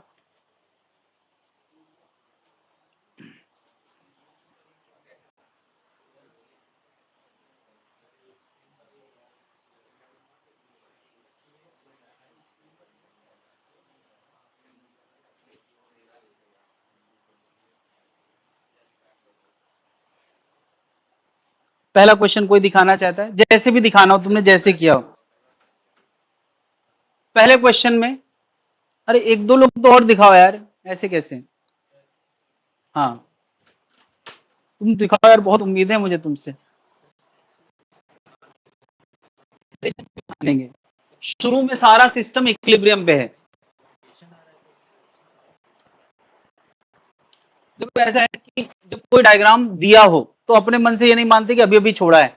इस समय बताओ स्प्रिंग रिलैक्स्ड होगी या इलोंगेटेड होगी? ये ऑब्वियसली यार स्ट्रेच्ड होगी, इस समय ये स्ट्रेच्ड है। सिस्टम चल रहा होगा या रुका होगा? यार अगर या तो क्वेश्चन में कहे कि इसको कोई एजेंट पहले रोक के रखा था, अचानक से हाथ हटा के गया है, तो अलग कहानी है। गिवन डायग्राम है, इसका मतलब ये सब कुछ रुका है। अपने मन से ये ना माने कि ये डिस्टर्ब्ड है, सब कुछ रुका है। क्या ऐसा सिस्टम हम अगर कभी बनाए, ये सब लगा के एक अरेंजमेंट रखें, तो थोड़ी देर में वो रुक जाएगा कि नहीं, कि चलता ही रहेगा लाइफ टाइम? तो रुके वक्त का ये डायग्राम है। करेक्ट, बिल्कुल सही। और कोई? बिल्कुल सही है, इसमें कुछ ऐसा है ही नहीं, मतलब लोग डर रहे हैं। हाँ सही है, अगला करें। हाँ, टी इक्वल टू क्या? हाँ हाँ हाँ हाँ, सही है सही है। देखो यार, अगर ये रुका है मतलब इसका एक्सेलेरेशन 0 है, तो जितना टी होगा उतना mg होगा, यानी टी बराबर क्या? फिर बताओ, जितना यहां टी होगा उतना स्प्रिंग भी फोर्स लगा रही होगी, तो टी बराबर क्या लिखना है? kx। तो x बराबर क्या आएगा? t बाई के, और t की जगह तुम क्या लिख सकते हो? mg बाई के। इनडायरेक्टली तुम ऐसे ही कह सकते हो यार, ये जो ड्राइविंग फोर्स है mg, उसी ने स्प्रिंग को खींचा है इनडायरेक्टली। कितने लोगों का पहला हो गया यार? कोई दिक्कत है भाई? पहला तो होना ही चाहिए यार। क्वेश्चन नंबर 2 जरा देखें। अगर ये धागा कट कर दिया जाए तो क्या होगा? मुझे बताओ, ये धागा कट कर दिया जाए तो अचानक से ये वाला फोर्स क्या हो जाएगा? ये वाला टेंशन क्या हो जाएगा? 0, धागा ही नहीं रह गया। अब बताओ यार, ये मास किसके इन्फ्लुएंस में है? ये मास खिंची हुई स्प्रिंग के इन्फ्लुएंस में है। ठीक है, हाँ सही है, तुम्हारा दूसरा आंसर सही था। कि देखो जरा, इस समय ये स्प्रिंग खिंची है। अच्छा, स्प्रिंग खिंचाव से कंप्रेस होने में ठीक ठाक टाइम लेती है, अपने एकदम से नहीं हो जाती। यानी हमने धागा तो अपना असर एकदम से 0 कर सकता है, लेकिन स्प्रिंग अपना असर एकदम से 0। तो इस समय बताओ, यहां पे जैसे ही हमने धागा कट कर दिया, तो ये ब्लॉक क्या अब इक्विलिब्रियम में है या नहीं है? नहीं, यहां तो था। यहां पर क्या बताओ, स्प्रिंग इसको खींच रही होगी राइट, और धागा खींच रहा होगा लेफ्ट। तो कोई तुमसे पूछता बताओ इसका टेंशन कितना है, तो वो टेंशन kx के बराबर होगा। और kx किसके बराबर था? t के। और t किसके बराबर था? तो ये धागे का टेंशन एक्चुअली में mg के ही बराबर था। ध्यान दे, t1 kx के बराबर, kx t के बराबर, और t किसके बराबर? mg के बराबर। तो एक तरह से ये t1 mg के बराबर था। अब सोचो, अचानक से ये फोर्स खत्म हो गया, मगर ये तो अभी भी बचा होगा। क्या स्प्रिंग ने अचानक से अपना फोर्स बदल दिया होगा? क्या धागा हटते ही फोर्स बदल देगा? स्प्रिंग का एकदम से बदलने का नेचर नहीं होता है। स्प्रिंग कभी भी अपना फोर्स एकदम से बदल नहीं सकता। तो स्प्रिंग इस समय कितना फोर्स लगा रहा है? kx, जहां x भी वही वाला है जो पहले था। इतनी देर में उसका x बदल नहीं गया होगा। ठीक है, अब x इधर लग रहा है, t इधर लग रहा है।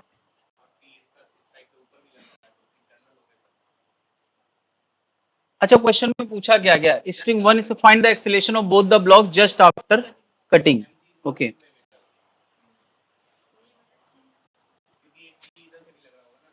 मुझे बताओ, ये ब्लॉक एक्सेलरेशन में आ गया कि नहीं? क्यों एक्सेलरेशन में आ गया? एक तरफ का फोर्स बचा, एक तरफ का नहीं, तो चलने लगा। क्या बताओ, ये जैसे ही थोड़ा सा आगे बढ़ेगा, ये जैसे ही थोड़ा सा आगे बढ़ेगा, तो ये स्प्रिंग अपने आप को कंप्रेस करने लगेगी। यानी स्प्रिंग इधर वाले होने वाले बदलाव का असर यहां पर एकदम से ट्रांसमिट नहीं कर पाएगी। वजह यह कि स्प्रिंग जो इस तरफ फोर्स लगा रही है, वो अपने खिंचाव की वजह से लगा रही है। क्या खिंचाव एकदम से बदल गया? क्या खिंचाव तो वही है। तो ये फोर्स अभी भी क्या होगा? पुराने बराबर। यार ये kx पहले कितना था? ये kx mg के बराबर था। ये भी किसके बराबर है? t भी किसके बराबर है? ये t वही पुराना वाला है जो किसके बराबर था? mg के। और नीचे भी क्या लग रहा है? तो इसका एक्सेलेरेशन क्या होगा? 0। इसको खबर ही नहीं है कि वहां खेल हो चुका है। क्यों खबर नहीं हुई? क्योंकि बीच में एक सॉकिंग एलिमेंट है। सॉकिंग एलिमेंट स्प्रिंग है। सॉकिंग मतलब कि वो सारी गतिविधि को अपने अंदर एब्जॉर्ब कर लेती, उधर पता चलने। तुम्हें पता है, जो गाड़ी में सॉकर्स होते हैं, उनका काम क्या होता है? नीचे नीचे सब होता रहता है, ऊपर वाले को पता नहीं चलता है कि नीचे नीचे क्या हो रहा है। सारे झटके बियर कौन करता है? स्प्रिंग। तो स्प्रिंग यहां होने वाले बदलाव का असर वहां इतनी जल्दी ट्रांसमिट थोड़ी देर बाद इसका भी एक्सेलेरेशन आएगा, मगर तब तक स्प्रिंग अपना कंप्रेशन कम कर चुकी होगी, तो इधर वाला फोर्स भी कम हो जाएगा, इधर वाला भी फोर्स कम हो जाएगा, तब ये चल पड़ेंगे दोनों। अभी केवल कौन चलेगा, ये, इसके अंदर एक्सेलेरेशन नहीं आएगा। ये थोड़ा सा समझने वाली बात है कि स्प्रिंग जो फोर्स लगाती है वो अपने खिंचाव के हिसाब से लगाती है, और खिंचाव एकदम से बदल नहीं सकता। तो ये खिंचाव पुराना वाला ही खिंचाव है। तो kx mg के बराबर था कि नहीं, तो kx अभी भी mg के बराबर है, t अभी भी mg के बराबर है, तो ऊपर mg और mg नीचे भी है, तो बताओ एक्सेलेरेशन क्या होगा, जीरो। इसका जीरो होगा और इसके अंदर एक्सेलेरेशन होगा। समझा ले अपने आप को, किसी को कोई डिस्कशन में दिक्कत है तो पूछ सकता है। ये क्वेश्चन नंबर 2 था, दोनों के एक्सेलेरेशन लाने थे। इसका एक्सेलेरेशन कितना आ गया मैं लिखता हूं, इसका एक्सेलेरेशन m और kx किसके बराबर है, mg के बराबर है, तो इसका एक्सेलेरेशन कितना आ जाएगा, g का। इसका g का आएगा और उसका 0 का आएगा। जो तुम लोगों ने पहले 2 kg 1 kg लिखा था ना, तो यहां 20 लग रहा था, 20, तो 20/1 लिखेंगे, तो उसका एक्सेलेरेशन 220 मीटर पर सेकंड स्क्वायर आता। जिन लोगों ने 20 और 1 मान के किया था, क्या इतनी बात समझ में आ गई है? क्वेश्चन नंबर 3, थर्ड में क्या बोला गया है कि इस स्प्रिंग को वैसा ही रहने दो, स्प्रिंग को कट कर दिया गया है। बताओ, अच्छा इस धागे को कट कर दिया गया है, इसको कट कर दिया है, इसको कट कर दिया गया है, बदर इसको कट कर दिया, तो ये तो अब किसी के भी इन्फ्लुएंस में नहीं है। इसमें कितना फोर्स लग रहा है, mg का, और जब किसी में mg का फोर्स लगता है तो एक्सेलेरेशन कितना आता है, g का। अरे a बराबर f बाई एम, तो mg बाई एम यानी कितना एक्सेलेरेशन आएगा, g का। ये तो इसकी कहानी है। लेकिन क्या स्प्रिंग, भले हमने धागा काट दिया है, मगर स्प्रिंग एकदम से अपने आप को कंप्रेस नहीं कर लेगा। Just after, if string 2 is cutted, find acceleration of both the block just after cutting। बदर, क्या इस ब्लॉक को खबर है कि वहां कट गया है? नहीं, ये स्प्रिंग अपने आप को एकदम से रिलैक्स नहीं कर पाएगी। यहां अभी भी कितना होगा, t, यहां अभी भी कितना होगा, kx। जस्ट आफ्टर का मतलब तुरंत बाद, तो इसका एक्सेलेरेशन क्या होगा, 0। इसका एक्सेलेरेशन था कहां, ये kx था जो कि mg के बराबर था, और t भी किसके बराबर था, mg के बराबर।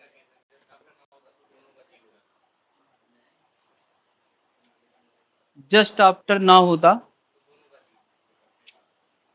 ये इधर चलने लगता तुम्हारे हिसाब से, थोड़ी देर बाद ऐसा होगा, अभी फिलहाल ऐसा नहीं होगा।